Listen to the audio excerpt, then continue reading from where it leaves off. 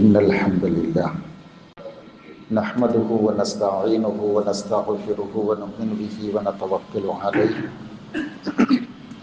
ونعوذ بالله من شرور أنفسنا ومن سيئات أعمالنا من يهده الله فلا مضل له ومن يضلله فلا هادي له أشهد أن لا إله إلا الله وحده لا شريك له وأشهد أن محمدا عبده ورسوله أرسله بالحق بشيرا ونذيرا ليظهره على الدين كله ولو كره المشركون اللهم صل على محمد وعلى آل محمد كما صليت على إبراهيم وعلى آل إبراهيم وبارك على محمد وعلى آل محمد كما باركت على إبراهيم وعلى آل إبراهيم إنك حميد مجيد أما بعد فإن خير الكلام كلام الله وخير الحديث كتاب الله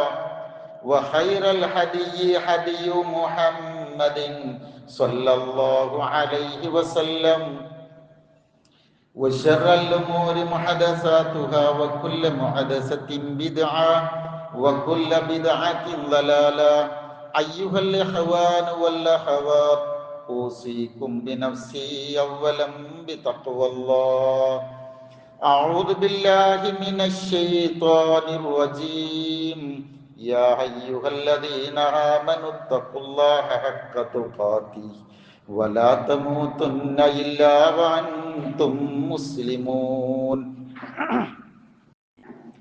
يا أيها الناس اتقوا ربكم الذي خلقكم من نفس واحدة وخلق منها زوجها وبث منهما رجالا كثيرا ونساء واتقوا الله الذي تساءلون به والأرحام إن الله كان عليكم رقيبا يا أيها الذين آمنوا اتقوا الله وقولوا قولا سديدا يصلح لكم أعمالكم ويغفر لكم ذنوبكم ومن يطع الله ورسوله فقد فاز فوزا عظيما بسم الله الرحمن الرحيم والضحى والليل إذا سجى ما ودعك ربك وما قلى وللآخرة خير لك من الأولى ولسوف يعطيك ربك فترضى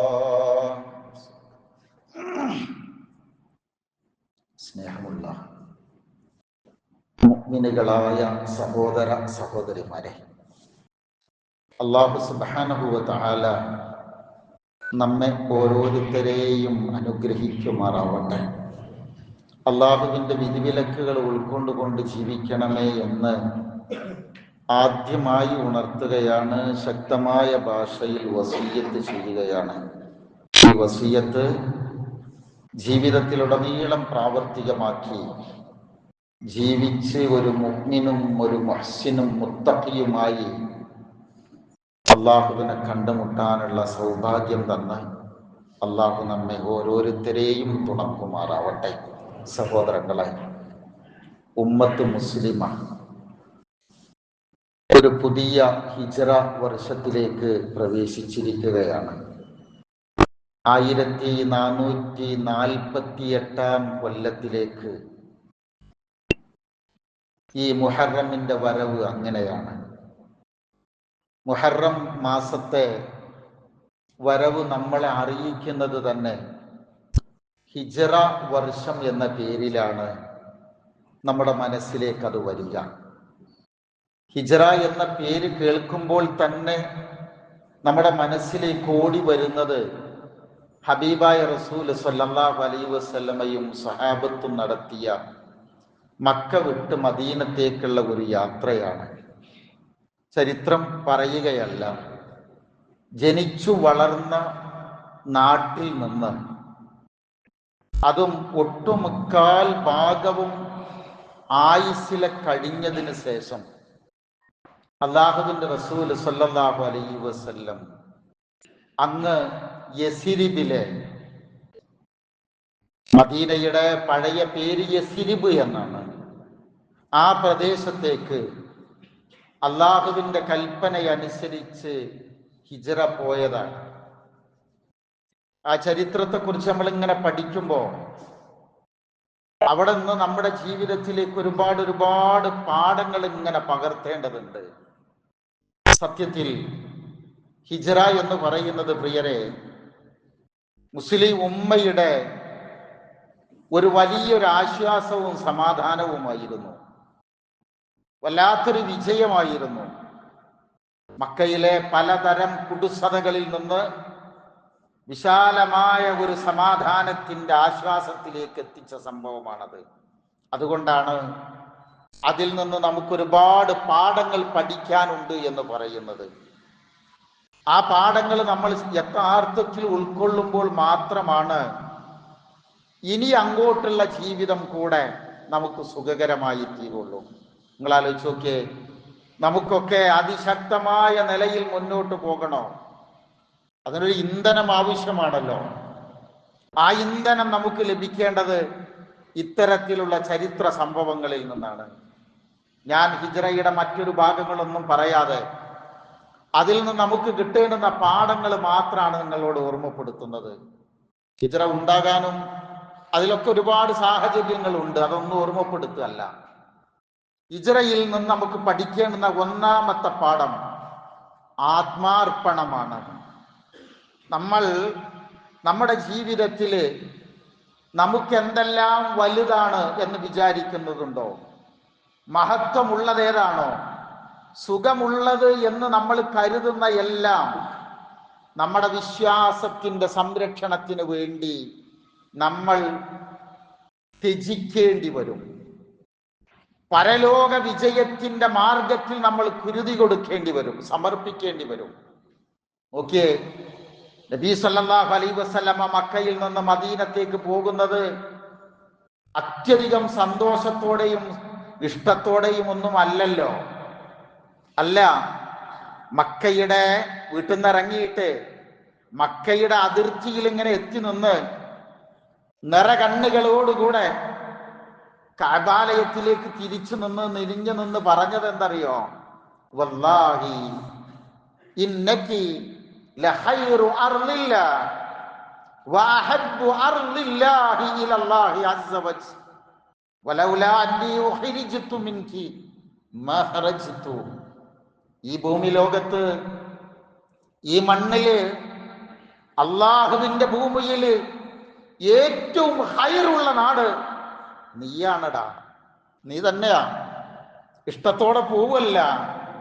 ഈ ജനം എന്നെ എതിർത്തിട്ടില്ലായിരുന്നുവെങ്കിൽ, എന്നെ പുറത്താക്കിയിട്ടില്ലായിരുന്നുവെങ്കിൽ, ഞാൻ ബഹിഷ്കൃതനാക്കപ്പെട്ടിട്ടില്ലായിരുന്നുവെങ്കിൽ ഞാൻ ഒരിക്കലും ഇവിടുന്ന് പോവില്ലായിരുന്നു എന്ന് പറഞ്ഞിട്ടാണ് ഹബീബായ റസൂല് സ്വല്ലല്ലാഹു അലൈഹി വസല്ലം പോകുന്നത്. സഹോദരങ്ങളെ, ഇതാണ് നമ്മൾ പഠിക്കേണ്ട കാര്യം. നമുക്കിഷ്ടമുള്ളതാണ് നമ്മുടെ ജീവിതത്തിന്റെ ഭാഗമാവേണ്ടത് എന്ന് നമ്മൾ വിചാരിക്കരുത്. മറിച്ച് അള്ളാഹുവിനും റസൂലിനും എന്താണോ ഇഷ്ടം അത് ജീവിതത്തിന്റെ ഭാഗമാവണം. അതിന് നമ്മൾ പല തരത്തിലുള്ള ആത്മാർപ്പണങ്ങളും നടത്തേണ്ടി വരും. ഇഷ്ടപ്പെട്ട പലതും നമ്മൾ ഒഴിവാക്കേണ്ടി വരും. അങ്ങനെയാണല്ലോ വമിനന്നാസി മയ്യശ്രീ നഫ്സഹു ഇബ്തിആ മർളാത്തില്ലാ. അള്ളാന്റെ തൃപ്തിക്ക് വേണ്ടി സ്വശരീരങ്ങളെ വിറ്റ ആളുകളുണ്ട് എന്ന് അള്ളാഹ് പറയുന്നുണ്ടല്ലോ.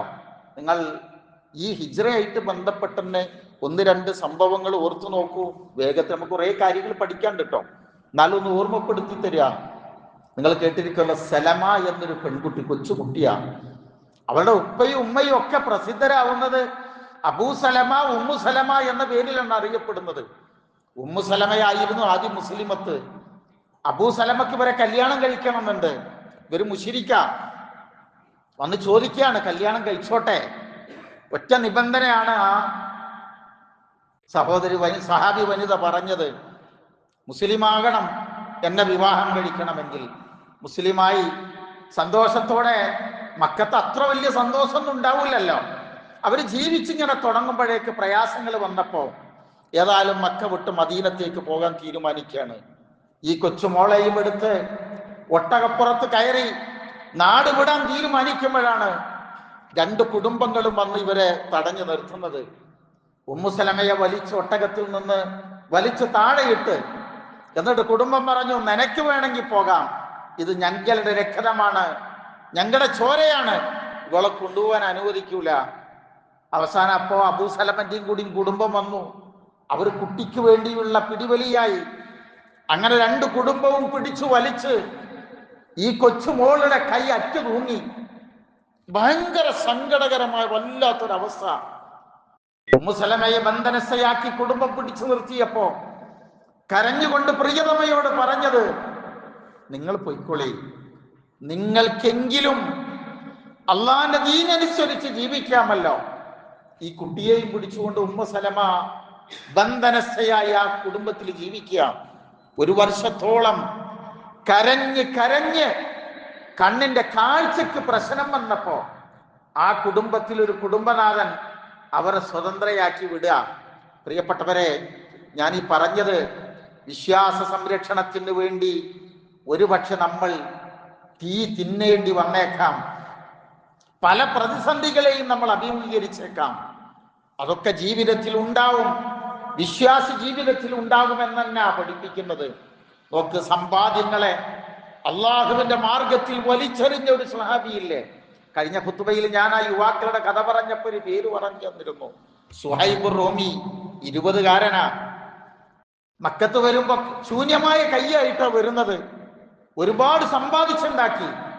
അദ്ദേഹം റോമക്കാരനാ. പോകുന്ന വേളയിൽ അയാളെ തടഞ്ഞു. തലയിലൊരു ഭാണ്ഡമുണ്ട്, ഉണ്ടാക്കിയ സമ്പത്താ, പണമാണത്. തടഞ്ഞു നിർത്തിക്കൊണ്ട് ചോദിക്കാണ്, സുഹൈബ്, ഈ നാട്ടിൽ നിന്ന് മുഹമ്മദിന്റെ കൂടെ പോവുകയാണോ? അതെ. എങ്കിൽ നീ ഒന്നുമില്ലാതെ ഈ നാട്ടിലേക്ക് വന്നവനാ, ഈ നാട്ടിൽ നിന്നൊന്നും കൊണ്ടാകാൻ പാടില്ല. അദ്ദേഹം ചോദിച്ചൊരു ചോദ്യം എന്തറിയോ? അറഅയ്തും ഇൻ ജഅൽതു ലക്കും മാലി അതുഹല്ലൂന സബീലി. ഞാൻ ഇതെല്ലാം നിങ്ങൾക്ക് തന്നാൽ എന്റെ വഴി മാറിത്തരുമോ, സ്വതന്ത്രമാക്കി തരുമോ എന്നാണോ നിങ്ങളുടെ ചോദ്യം? ഓക്കെ. അപ്പൊ അവർ പറഞ്ഞെന്തരോ? അതേ എന്ന് പറഞ്ഞു. ആ സമയത്ത് ഒരു ബാർഗൈൻ നിൽക്കാതെ ഉണ്ടാക്കിയതെല്ലാം വലിച്ചെറിഞ്ഞ് ഇത് ഞാൻ ഉണ്ടാക്കിയതാണെന്ന് പോലും പറയാൻ നിൽക്കാതെ എറിഞ്ഞുകൊടുത്ത് അദ്ദേഹം തിരിച്ചു പോവുക. ഹബീബായ റസൂല് സ്വല്ലല്ലാഹു അലൈഹി വസല്ലം പറഞ്ഞെന്തറിയോ? ആവർത്തിച്ചു പറയുന്നുണ്ട്, എത്ര വലിയ ലാഭമാണ് സുഹൈബെ നീ നേടിയത് എന്നാണ്. നീട്ടി പറയാതെ പ്രിയപ്പെട്ടവരെ, വിശ്വാസം ചോദ്യം ചെയ്യപ്പെടുമ്പോ നമുക്കും ചോദിക്കാനുള്ളൊരു ചോദ്യം ഇതാണ്. എന്താണ്? എനിക്ക് വഴിമാറി നടന്നുകൂടെ എന്നുള്ളതാണ്. ഇങ്ങനെയുള്ള ലാഭ കച്ചവടം നടത്താൻ നമുക്കും അവസരങ്ങൾ കിട്ടുമ്പോ ആ അവസരങ്ങളെ ഉപയോഗപ്പെടുത്താൻ കഴിയുന്നുണ്ടോ? നമ്മുടെ കാലം വ്യത്യസ്തമാണ്.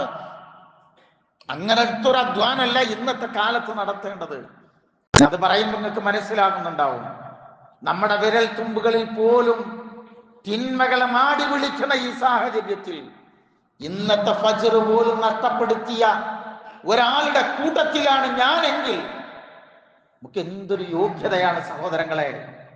നിർമ്മലമായ ഒരു നിർഭയത്തുള്ള മനസ്സോടുകൂടി ഈ വാക്കുകൾ കേൾക്കാൻ നമുക്ക് കഴിയുമോ എന്നുള്ളതാണ്. ഒരാൾക്കൊരാവശ്യം വരുമ്പോ നമ്മുടെ സുഖം മാറ്റിവെച്ച് മറ്റൊരാളെ സഹായിക്കാൻ നമുക്ക് കഴിയുന്നുണ്ടോ? നമ്മുടെ ജീവിതത്തിൽ നമ്മുടെ ദീന് താങ്ങും തണലുമായി നമുക്ക് തീരുന്നുണ്ടോ? ഞാൻ സൂചിപ്പിച്ചത്, ഒരാത്മാർപ്പണ ബോധം നമുക്കുണ്ടാവണം വിശ്വാസിയാവാൻ എന്നാണ് ആദ്യമായി ഹിജ്റ നമ്മളെ പഠിപ്പിക്കുന്നത്. രണ്ടാമത്തത്, പ്രിയപ്പെട്ടവരെ, ഒരിക്കലും നിരാശനാവാൻ പാടില്ല. നമ്മളെ പഠിപ്പിക്കുന്ന ഒരു പ്രധാന വാക്കതാണ്, മുഅ്മിനിന് നിരാശ വരാൻ പാടില്ല. നോക്കൂ, മക്കത്ത് ഹബീബായ റസൂൽ എങ്ങനെ കഴിഞ്ഞത് സല്ലല്ലാഹു അലൈഹി വസല്ലം. പീഡനങ്ങളുടെ അങ്ങേയറ്റല്ലേ. ത്വായിഫിലേക്ക് പോയില്ലേ, അബ്സീനിയയിലേക്ക് പോയില്ലേ, അവിടെ നിന്നൊക്കെ ആട്ടി ഓടിക്കപ്പെട്ട ഘട്ടത്തിൽ പോലും ഇവിടെ ത്വായിഫിൽ നിന്ന് തിരിച്ചു വന്ന് മറ്റൊരാളുടെ, ഒരു മുസ്ലിം അല്ലാത്ത ഒരു മനുഷ്യന്റെ അഭയാർത്ഥിത്വത്തിൽ കഴിഞ്ഞുകൊണ്ടിരിക്കുന്ന വേളയിൽ 53-ാമത്തെ വയസ്സെടുക്കുന്ന ആ കാലത്താണ്. അന്ന് ഹജ്ജ് ഉണ്ട് കേട്ടോ. ആ ഹജ്ജിന് വന്ന ഒരു ടീമിന്റെ അടുക്കൽ ചെന്ന് ഓരോരുത്തരോട് നബി ചോദിക്കുക, അലാ റജുലുൻ യഹ്മിലുനി ഇലാ ഖൗമിഹി, നിങ്ങളുടെ കൂട്ടത്തിൽ ആരെങ്കിലും എന്നെ ഏറ്റെടുക്കാൻ തയ്യാറുണ്ടോ?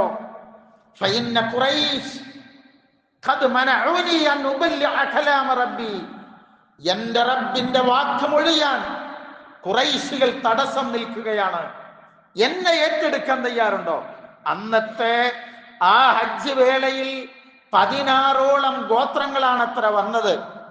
15 ഗോത്രവും ശ്രദ്ധിച്ചത് പോലും ഇല്ല എന്നാ. 16-ാമത്തെ ഒരാളോടും റസൂലുള്ള പറഞ്ഞു, ഒരു നിരാശയില്ല. അങ്ങനെ എന്നിട്ട് പറഞ്ഞ് ചോദിച്ചപ്പോ, അന്ന് മദീനത്തുണ്ടായിരുന്ന, യസ്രിബിൽ ഉണ്ടായിരുന്ന ഗൗസ് ഗോത്രക്കാര് നബിന്റെ അടുക്കൽ വന്നു. എന്താണ് പ്രശ്നം ചോദിച്ചു. അങ്ങനെയാണ് ഈ അഖബ ഉടമ്പടികളൊക്കെ ഉണ്ടാകുന്നത്. പ്രിയപ്പെട്ടത് നീട്ടി പറയല്ല കേട്ടോ. നമ്മളെ സംബന്ധിച്ചിടത്തോളം നമുക്ക് വല്ലാത്തൊരു സംഭവ, നിരാശ വരരുത്. നമ്മളൊക്കെ, ഞാനാവട്ടെ നിങ്ങളാവട്ടെ, എന്തെങ്കിലുമൊക്കെ ചെറിയ പ്രശ്നങ്ങളൊക്കെ നമുക്ക് വരുമ്പോ നമുക്ക് നിരാശയിലും മടുപ്പിലൊക്കെയാണ് ചെന്നുപെടുക. മുസ്ലിമായി ജീവിക്കുമ്പോ ചെറിയ തരം പ്രശ്നങ്ങളൊക്കെ ജീവിതത്തിൽ ഉണ്ടാവും. ആ പ്രശ്നങ്ങളെല്ലാം നമ്മളുടെ ഇബാദത്തുകൾ കൊണ്ട് തന്നെ ഇല്ലാതായിത്തീരും. ബാക്കി നമ്മുടെ പ്രാർത്ഥനകളും നമ്മളുടെ ശക്തമായ നിലപാടുകൾ കൊണ്ട് ഇല്ലാതാവണം. നീട്ടി പറയുന്നില്ല, നിരാശ വരരുത്. പുതിയ തലമുറയൊക്കെ നിങ്ങൾ ആലോചിച്ച് നോക്കുക. പണ്ടൊക്കെ നമ്മുടെ സമൂഹത്തിൽ ആത്മഹത്യ എന്ന് പറയുന്നത് നിന്ന് കേൾക്കാൻ പോലും ഇല്ലായിരുന്നു. ശ്രദ്ധിച്ചു നോക്കിയില്ല നിങ്ങള്?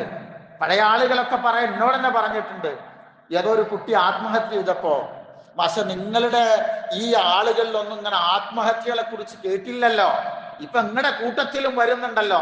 നിസ്സാരമായ കാര്യങ്ങൾക്ക് പോലും ആത്മഹത്യാ പ്രവണതകൾ. പ്രിയരെ, എന്തു വന്നാലും നിരാശ ബാധിക്കരുത്. അള്ളാഹ് നമ്മളോട് പറഞ്ഞത്, ഇപ്പൊ സമയം കിട്ടുന്നില്ലെങ്കിൽ ആ വാക്കിൽക്ക് ചേർക്കേണ്ടത് ലാ തഹ്സൻ ഇന്നല്ലാഹ മഅനാ, നിങ്ങൾ നിരാശപ്പെടേണ്ടതില്ല എന്നല്ല, നിങ്ങൾക്കത് വരാൻ പാടില്ല.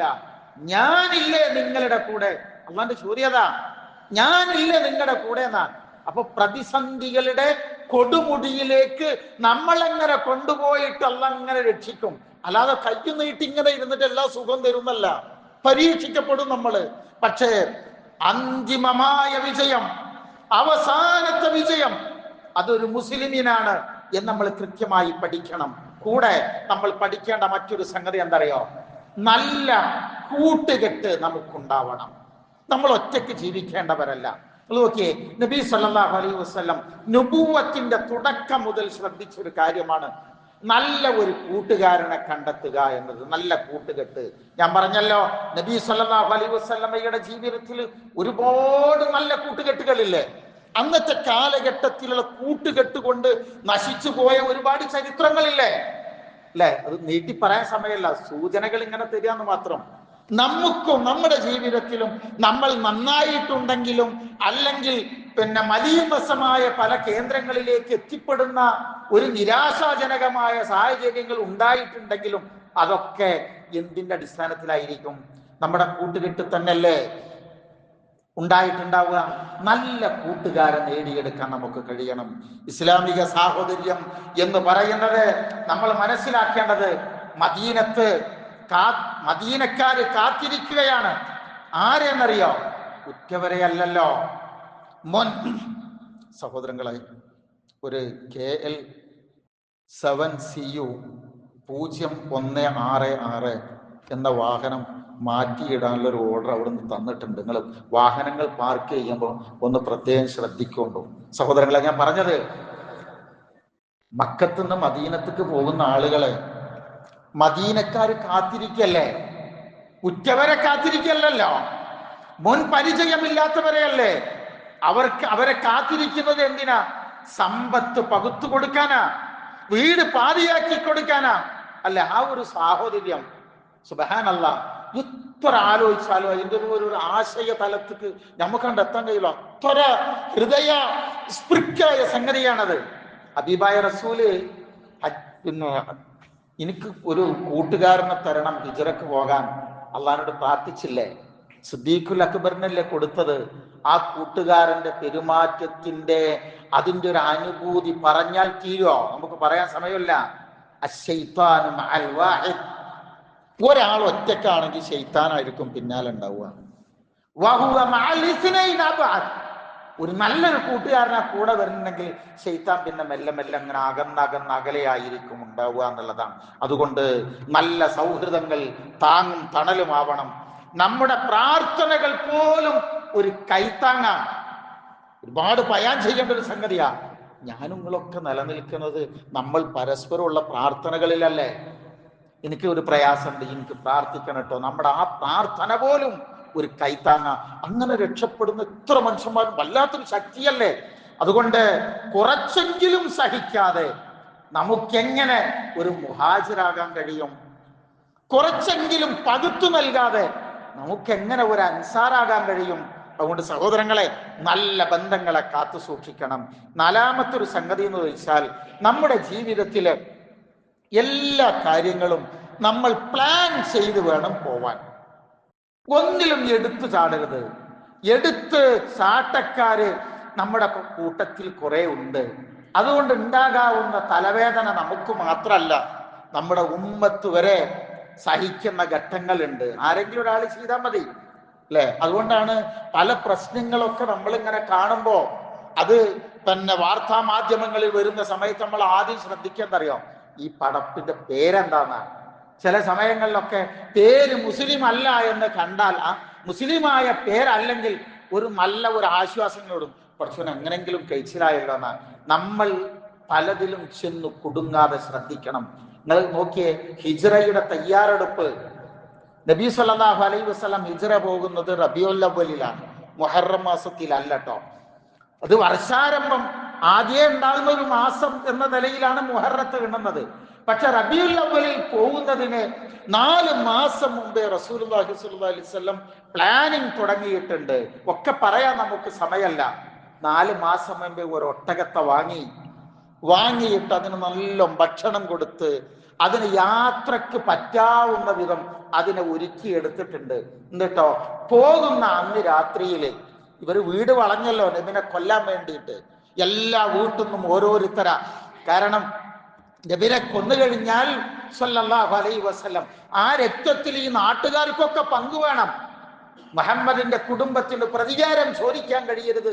അതിനു വേണ്ടിയാ അവർക്കിടയിലൂടെ മുത്തുനബി ഇങ്ങനെ ഇറങ്ങിപ്പോവുക. പക്ഷേ റസൂലുള്ള എല്ലാ സംവിധാനം ഒരുക്കി ആ കട്ടിലിൽ അലി റളിയല്ലാഹു അൻഹുവിനെ കിടത്തി.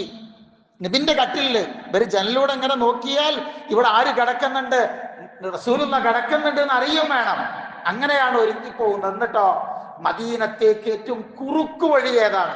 സാധാരണ വഴിയല്ല, കുറുക്കു വഴി ഏതാണെന്നുള്ളതിന് ഒരു ജൂതന്റെ സഹായം, അബ്ദുല്ലാഹ് ഇബ്നു ഉറൈഖത്ത് എന്ന് പറയുന്ന ഒരാളുടെ സഹായം തേടി. മാത്രമല്ല അബ്ദുല്ലാഹ് ഇബ്നു അബൂബക്കർ റളിയല്ലാഹു അൻഹുവിന്റെ ചെറിയ കുട്ടിയാണ് അബ്ദുള്ള. ചരിത്രത്തിൽ ഒരു ഭാഗത്ത് ഞാൻ വായിച്ചിട്ടുണ്ട്, ഒരു അബ്ദുള്ള കുട്ടിയല്ല, അത്ഭുത കുട്ടി. അത് വേറെ പല ആളുകൾക്ക് ചേർക്കണത് അതല്ല. ഈ കുട്ടി ശരിക്കും ഒരു അത്ഭുത കുട്ടിയാ, ചെറിയ കുട്ടിയാ. അവൻ പകൽ സമയങ്ങളിൽ എന്ത് ചെയ്യുന്നറിയാം, ഈ ഖുറൈശി പ്രമുഖന്മാർക്കിടയിലൂടെ നടക്കും. എന്നിട്ട് ഇവരുടെ വീട്ടിൽ നിന്ന് 5 കിലോമീറ്ററിൽ അധികമുള്ള മിസ്ഫലയിൽ നിന്ന് 5 കിലോമീറ്റർ അധികമുള്ള സ്ഥലത്തേക്ക്, ഇവർ താമസിക്കുന്നിടത്തേക്ക് ഈ കുട്ടി രാത്രിയിൽ യാത്ര ചെയ്യും. എന്നിട്ട് സഹറിന്റെ സമയം വരെ ഇവരുടെ കൂടെയിരിക്കും. എന്നിട്ട് പുലരാൻ കാലത്ത് ആരും അറിയാതെ തിരിച്ചു വരും, വിവരങ്ങൾ എത്തിച്ചു കൊടുക്കും. ചെറിയ കുട്ടി.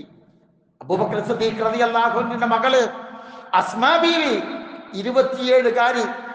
ആ ചരിത്രം സത്യത്തിൽ ഒരു യുവാവിന് പോലും ചെയ്യാൻ കഴിയാത്ത വിധത്തിലുള്ള ആത്മധൈര്യവും ശാരീരിക ശൗര്യവുമായിരുന്നു ശരിക്കും അവർ കാണിച്ചിരുന്നത്. മിസ്ഫലയിലെ വീട്ടിൽ നിന്ന് കുതിരപ്പുറത്ത് കയറിയിട്ടാണ് ഭക്ഷണം എത്തിച്ചു കൊടുക്കുക. ഇവര് പറയുന്ന ചരിത്രത്തിൽ പറയുന്നുണ്ട്, ഞാനിങ്ങനെ പോകുമ്പോ ശരിക്ക് ഇന്നത്തെ റഡാർ സിസ്റ്റത്തെക്കാളും അപ്പുറമുള്ള കഴുക കണ്ണുകളാണ് അവരുടേത്. അതിനെ വെട്ടിച്ചുകൊണ്ടാ പോകുന്നത്. എന്നിട്ട് എന്ത് ചെയ്യുന്നറിയാം, ഇവരെ കുതിരയുടെ കുളമ്പടികളെ മായ്ക്കാൻ വേണ്ടി ഒരാട്ടിൻകുട്ടത്തെ ഇവര് തയ്യാറാക്കി നിർത്തിയിട്ടുണ്ട്. കാരണം കുളമ്പ് നോക്കിയിട്ട് ഇവര് കണ്ടെത്തും. അങ്ങനെയൊക്കെ സഹോദരങ്ങളെ, ഞാനിത് പറഞ്ഞതിനറിയോ, എന്നിട്ട് മദീനത്ത് എന്നിട്ട് ഒറ്റപ്പെട്ടു പോവാതിരിക്കാൻ അവിടുത്തെ വലിയ വിഭാഗമാണല്ലോ ജൂതന്മാരും ക്രിസ്ത്യാനികളും, അവരൊക്കെ ആയിട്ട് എന്തുണ്ടായിട്ടുണ്ട്, ഒരു കരാറിൽ ഏർപ്പെട്ടിട്ടുണ്ട് റസൂലുള്ളാഹി സ്വല്ലല്ലാഹു അലൈഹി വസല്ലമയെ കറക്റ്റ് ഒരു കൊല്ലം മുമ്പാണ് ഇവിടുന്ന് അള്ളാഹു 7ാം ആകാശത്തേക്ക് ബുറാഖ് എന്ന വാഹനത്തിൽ കൊണ്ടുപോയത്. അള്ളാഹ്ക്ക് വേണമെങ്കിൽ മക്കത്ത് നിന്ന് മദീനത്തേക്ക് ഒരു ബുറാഖിൽ കൊണ്ടുപോയിക്കൂടായിരുന്നോ? അല്ലെ, കഴിയൂലേ? ഇപ്പോഴെന്താണെന്ന് വെച്ചാൽ ഒരു വിജയത്തിന്റെ പിന്നിൽ എന്ത് വേണമെന്നറിയാം? വൈതരണികൾ താണ്ടണം, നമ്മുടേതായ അധ്വാനം വേണം. അത് അള്ളാഹ് നോക്കും, ബാക്കി സഹായം അള്ളാഹു തരും. എല്ലാവർക്കും പലതും ചെയ്യാനുണ്ട്. ഇവിടെ കുട്ടിയുണ്ട്, ഇവിടെ പെണ്ണുണ്ട്, ഇവിടെ ആണുണ്ട്, ഇവിടെ റസൂലുണ്ട്, എല്ലാവരും ഉണ്ട്, അല്ലേ? എല്ലാവരുടെയും റോള് ചെറുതല്ല. അത് പറഞ്ഞത്, എനിക്ക് എന്റെ റോളുണ്ട്, നിങ്ങൾക്ക് നിങ്ങളുടെ റോളുണ്ട്. ഈ ഉമ്മത്തിൽ, ഈ സമൂഹത്തിൽ നമുക്ക് പലതും ചെയ്യാനുണ്ട്. അതെല്ലാം നമ്മൾ കൃത്യമായി ചെയ്യാൻ നമുക്ക് കഴിയണം. മാത്രമല്ല, ധാർമ്മിക മൂല്യങ്ങൾ വളരെ പ്രധാനമായി ഹിജ്റ പഠിപ്പിക്കുന്നുണ്ട്. നബിന് ഇവർക്കൊക്കെ വെറുപ്പിരുന്നു, പരസ്യമായിട്ട് മാത്രം, രഹസ്യമായിട്ടല്ല. നബിനെ കൊല്ലാൻ നിൽക്കുന്ന ഈ ആളുകളുടെ പല അമാനത്ത് സൂക്ഷിപ്പ് മുതലും നബിന്റെ ഈ വീട്ടിലാ. അത് നോക്കണം. അവർക്ക് വിശ്വാസം നബി സല്ലല്ലാഹു അലൈഹി വസല്ലം പോയി എന്നറിഞ്ഞോടുകൂടി ബേജാറായി ആളുകള്. ഞങ്ങളെ കുറെ സൂക്ഷിപ്പ് മുതലുണ്ടല്ലോ, അതുകൊണ്ട് പോകാൻ അയക്കൂല എന്ന് പറഞ്ഞു. പക്ഷെ നബി എന്താ ചെയ്തെന്ന് ചോദിച്ചാൽ, അലി റളിയല്ലാഹു അൻഹുവിന് കൃത്യമായി പറഞ്ഞു കൊടുത്തു, നേരം വിളിക്കുമ്പോ തന്നെ എന്ത് ചെയ്യണം, ഇന്നോനെ വിളിക്കണം, ഈ മുതലൊക്കെ അവർക്ക് ഏൽപ്പിച്ചു കൊടുക്കണം എന്നാണ്. നിങ്ങൾ ആലോചിച്ച് നോക്കണേ, വിശ്വസിച്ചേൽപ്പിച്ചവന്റെ മുതല് അവന്റെ വിശ്വാസമോ മതമോ നോക്കാതെ കൃത്യമായി അമാനത്തുകൾ പാലിക്കണം. അതൊരു മുഅ്മിനിന്റെ ബാധ്യതയാണ്. നിങ്ങൾ ആലോചിച്ച് നോക്കി, ഇന്ന് ഇപ്പൊ എത്രയോ കോടി, ലക്ഷക്കണക്കിന് കോടി മുതലാണ് വേറൊരുത്തൻ്റെത് വേറൊരു നാട് പിടിച്ചു വച്ചിരിക്കുന്നത്.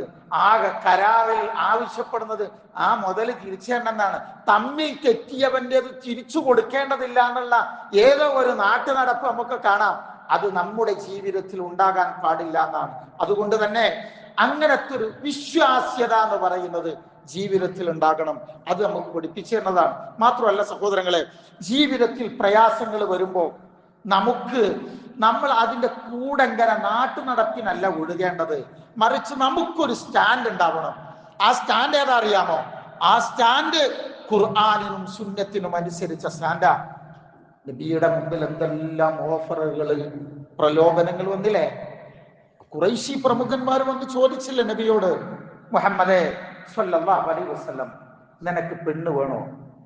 ഇവിടെ ചോദ്യം ഒന്നാമത്തത് അതാ. ഇന്ന് അതിനെ കൊടുത്തിട്ട് പ്രലോഭിപ്പിച്ച് ഭരണം വരെ മരിച്ചിടം നാട്ടിൽ കഴിയുന്നില്ലേ? നിങ്ങൾ ചേർത്തി വായിച്ചോളിട്ടാ, ഞാൻ വെറുതെ പറഞ്ഞതാണ്. അത് വേണോ? സമ്പത്ത് വേണോ? വീട് വേണോ? തോട്ടം വേണോ? ഓഫറുകൾ എങ്ങനെ വെക്കുക?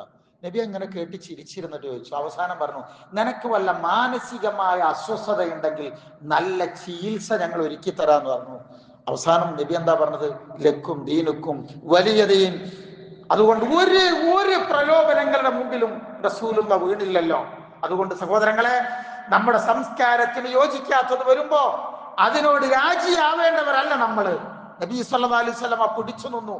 ആ വ്യക്തിത്വം, ആ ഐഡന്റിറ്റി, ആ സ്വത്വം അത് നശിക്കാതെ സൂക്ഷിച്ചത് കൊണ്ടാണ് അള്ളാഹുവിന്റെ റസൂലിന് ഹിജ്റ എന്നൊരു വഴി അള്ളാഹു കാണിച്ചു കൊടുത്തത്. അതുകൊണ്ട് നമ്മുടെ പെരുമാറ്റത്തിൽ, നമ്മുടെ സ്വഭാവത്തിൽ, നമ്മുടെ ഇടപാടുകളിൽ, നമ്മുടെ ഇബാദത്തുകളിൽ ഒക്കെ ഈ ഐഡന്റിറ്റി നിഴലിച്ചു നിൽക്കണം. അങ്ങനെ ഓടാൻ നമുക്ക് നല്ല ഇന്ധനം വേണം. ആ ഇന്ധനമാണ് തവക്കുൽ എന്ന് പറയുന്നത്. ആ തവക്കുൽ ചെറുതൊന്നും പോരാട്ടോ, കനപ്പുള്ള തവക്കുൽ വേണം. ഹിജ്റയിലുടനീളം ആ തവക്കുൽ നമുക്ക് ഇങ്ങനെ തെളിഞ്ഞു കാണാം, അല്ലെ? ഓരോരോ ശത്രുക്കളുടെ കാലൊച്ച നേരെ കാലിങ്ങനെ നോക്കി കണ്ടിരുന്നു എന്നാണ് അബൂബക്കർ സിദ്ദീഖ് റളിയല്ലാഹു അൻഹു. എവിടെ? ഇവരിയ്ക്കുന്ന സൗർ ഗുഹയുടെ നേരെ മുകളിൽ. സിദ്ദീഖുൽ അക്ബർ ഇങ്ങനെ ബേജാറോടുകൂടി പറഞ്ഞല്ലോ. അപ്പൊ റസൂൽ അപ്പൊ പറഞ്ഞ വാക്കാട്ടോ, സൂറത്ത് തൗബയിൽ പറഞ്ഞു തരുന്നതാണ്, ലാ തഹ്സൻ ഇന്നല്ലാഹ മഅനാ, നമ്മൾ ഒറ്റക്കല്ല, നമ്മുടെ കൂടെ പടച്ചോനില്ലേ? നീ തളരരുത് എന്ന് പറയാൻ കുറെ പേരുണ്ടാവും. നീ തളരില്ല എന്നാണ് അള്ളാഹു നമ്മളോട് പറയണത്. എന്ത് വേണം? അള്ളാഹുവിന്റെ ഈ മഅയ്യത്ത് നമ്മുടെ കൂടെ ഉണ്ടെങ്കിൽ. പോണ യാത്രക്കിടയിലല്ലേ സുറാഖത്ത് എന്ന് പറയണ ഒരു ശത്രു നബിന്റെ പിന്നാലെ ഓടിയില്ലേ? പറയാൻ സമയമില്ലല്ലോ. അങ്ങനെ സുറാഖത്ത് നബിനെ വെട്ടിയില്ല എന്ന് വന്നപ്പോഴാണ് ആ കുതിരയുടെ കൈകാലുകൾ മണ്ണിലാണ്ട് പോയി നബിയുടെ മുമ്പിൽ മാപ്പ് പറഞ്ഞ് തിരിച്ചു പോകുമ്പോ നബി അദ്ദേഹത്തിന് ഇങ്ങനെ പിടിച്ചു നിർത്തുന്നുണ്ട്. പിടിച്ചു നിർത്തിയിട്ട് പറഞ്ഞു, സുറാഖത്തെ, ഇയാള് ഭയങ്കര ഒരു അജാന ബാഹു സൗന്ദര്യവാനാണ്. ഈ തലയിൽ കിസ്രയുടെ ആ കിരീടം ഇങ്ങനെ വെച്ചാൽ എന്തൊരു മനോഹാരിത ഉണ്ടാവും പറഞ്ഞു. റസൂലുള്ളാഹി പറഞ്ഞയച്ച് മുസ്ലിം ആയിട്ടാണ്. ഉമർ റളിയല്ലാഹു അൻഹു ഭരണകാലത്ത് കിസ്രയുടെ കൊട്ടാരം ഇസ്ലാമിക ഭരണത്തിന് കീഴിൽ വന്നപ്പോ ആ സാധന കിരീടം ഇങ്ങനെ എടുത്തിട്ട് സുറാഖത്തിനെ വിളിച്ച് തലയിൽ ഇങ്ങനെ വെച്ചു കൊടുക്കുന്നുണ്ട് ഹബീബായ റസൂൽ ഉമർ റളിയല്ലാഹു അൻഹു. എന്നിട്ട് പറയുന്നുണ്ട്, ഹബീബായ റസൂല് സ്വല്ലല്ലാഹു അലൈഹി വസല്ലം ആ പറഞ്ഞ വാക്ക് എത്ര സത്യമാണെന്നാണ്. പ്രിയപ്പെട്ടവരെ, ഞാൻ പറഞ്ഞത് ഖൽബിൽ അല്ലാഹു ഉണ്ടെങ്കിൽ അല്ലാഹുവാണ്. അല്ലാഹു മൗലാന വലാ മൗലാ ലഹും. മറ്റുള്ളവർക്കൊരു മൗല ഇല്ലെന്നേ. നമ്മുടെ മൗല അല്ലാഹുവാണ്. അത് ഖൽബിൽ വെക്കണം. എന്നിട്ട് എന്ത് ചെയ്യണം എന്നറിയാമോ? നമുക്ക് ഹിജ്റ ഉണ്ടോ ഇല്ലേന്നും കൂടി ഒറ്റ വാക്ക്. നമ്മുടെ ഹിജ്റ എന്ന് പറയുന്നത്, ഹിജ്റയുടെ അർത്ഥം എന്താണ്? യാത്ര പോവുക എന്നല്ല. ഹിജ്റ പറഞ്ഞാൽ പോവുക എന്നല്ല. ഹിജ്റ എന്ന് പറഞ്ഞാൽ ഉപേക്ഷിക്കുക എന്നാണ്. നമുക്കും ഹിജ്റ പോകണം. എവിടേക്കെന്നറിയോ? നമ്മളൊക്കെ ഒന്ന് ആലോചിച്ച്, നമ്മൾ ജനിച്ച നാട് എന്തെല്ലാം സംഗതികളൊക്കെ അവിടെ ഇവിടെയൊക്കെ പറയുന്നുണ്ടെങ്കിൽ പോലും ഭൂമി ലോകത്തെ ഏറ്റവും നല്ല സമാധാനമുള്ള ഒരു നാട്ടിലാണ് നമ്മളൊക്കെ. ഇങ്ങനെ അള്ളാഹനെ ഓർക്കാൻ നമുക്ക് കഴിയുന്നില്ല. അൽഹംദുലില്ലാ. അപ്പൊ നമുക്ക് ഹിജ്റ പോകണം. എവിടുന്ന് പോകണം എന്നറിയാമോ? അള്ളാഹുവിനെയും റസൂലുള്ളാഹി സ്വല്ലല്ലാഹു അലൈഹി വസല്ലമക്കും ഇഷ്ടമില്ലാത്ത, തൃപ്തിയില്ലാത്ത ഏതൊക്കെ മേഖലകളുണ്ടോ അവിടെ നിന്നൊക്കെ അള്ളാഹുവിന്റെ തൃപ്തിയിലേക്ക് നമുക്ക് ഹിജ്റ പോകണം. ഇന്നൽ മുഹാജിർ മൻ ഹജറ മാ നഹല്ലാഹു അൻഹു. അല്ലാഹ് വിരോധിച്ചതിൽ നിന്ന് ഹിജ്റ പോകുന്നവനാണ് മുഹാജിർ എന്ന് പറഞ്ഞാൽ. അതിന് ഈ സമയത്ത് നമ്മൾ ഒരുക്കൂട്ടണം. ഇത് മുഹറമാണ് മാസം. ഷഹ്റുല്ലാഹി മുഹറം. മുഹറം എന്ന മാസത്തിന് അള്ളാഹ് തന്നെ പേര് കൊടുത്തതാണ് ഷഹ്റുല്ലാ. ഇത് അള്ളാന്റെ മാസമാണ്. ഈ മാസത്തിന്റെ ഇതൊരു നഹസിന്റെ മാസമല്ല. ഇത് ദുസ്സഹുനത്തിന്റെ മാസമല്ല. മറിച്ച് ഇത് ഹൈറിന്റെ ബർക്കത്തിന്റെ മാസമാണ്. ബാക്കി അങ്ങ് ഇൻഷാ അല്ലാഹ് അടുത്ത ആഴ്ച പറഞ്ഞു തരണ്ട് ഇൻഷാ അല്ലാഹ്. ഇത് ശകുനത്തിന്റെ മാസമല്ല, ഇത് ബർക്കത്തിന്റെ മാസമാണ്. ഇത് ഹൈറിന്റെ മാസമാണ്. നന്മകളെ കൂടുതൽ വർദ്ധിപ്പിക്കേണ്ടുന്ന മാസമാണ്. അതുകൊണ്ട് ഇൻഷാ അല്ലാഹ് 9, 10 മുഹറമിലെ 9, 10 തീയതികളിൽ നിർബന്ധമായും നമ്മൾ ഓരോരുത്തരും നോമ്പെടുക്കണം. ചെയ്യാൻ കഴിയാവുന്ന എല്ലാ നന്മകളും നമ്മൾ ചെയ്യണം. ഏറ്റവും അഫ്ളലായ ദിവസങ്ങളാണിത്. അള്ളാഹുവിന്റെ അടുപ്പം നമ്മൾ കൂടുതൽ വർദ്ധിപ്പിക്കുക. എന്നിട്ട് നമ്മൾ ഹിജ്റ, ഒരു മുഹാജിറാകാൻ ശ്രമിക്കുക, പ്രാർത്ഥിക്കുക. ഉറപ്പാണ് അള്ളാഹു നമ്മളെ രക്ഷിക്കും, സംശയമല്ല.